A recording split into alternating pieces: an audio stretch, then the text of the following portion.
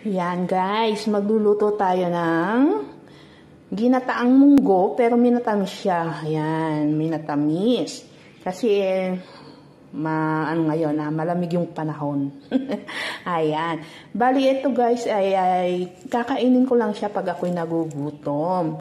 Pero ang aking pong tanghalian ay ito. Ayan. Binabad sa asin at paminta. Ipiprito siya mamaya para sa tanghalian. Ayan. Ayan ang ating menu for today. Abangan. Ayan, mainit na yung kawali guys. Lalagyan natin yung munggo. Susunugin lang natin siya ng konti. Yung bigas natin, masarap sana kung malagkit. Kaso wala tayong malagkit. Pero pwede na yan. Bigas na lang. Pakuloan lang natin. So, ayan guys, na natin yung munggo. Ganyanin lang natin siya para lumabas yung mga para pag nilaga natin, masarap. Ayan, gaganyanin natin ito guys, para lumabas yung yung lasa niya, tsaka yung mga balat. Ma-separate natin yung mga balat niya. Papagpagin natin to siya mamaya.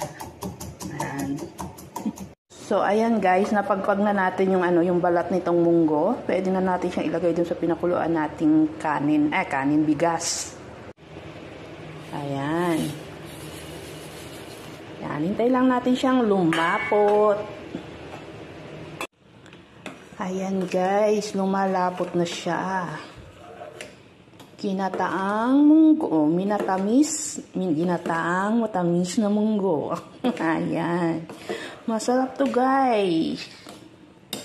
Ayan lapot na siya. Pero palalaputin pa natin siya ng konti. Para yummy!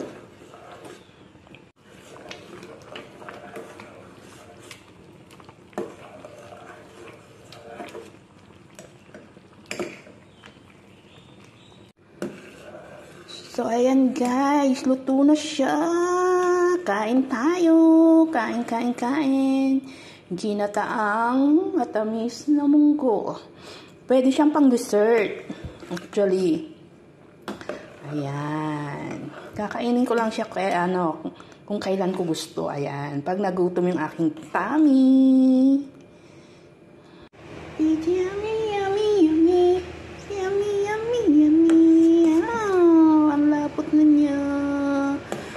Ang lapot na niya. Yan ang gusto ko. Ganyang kalapot.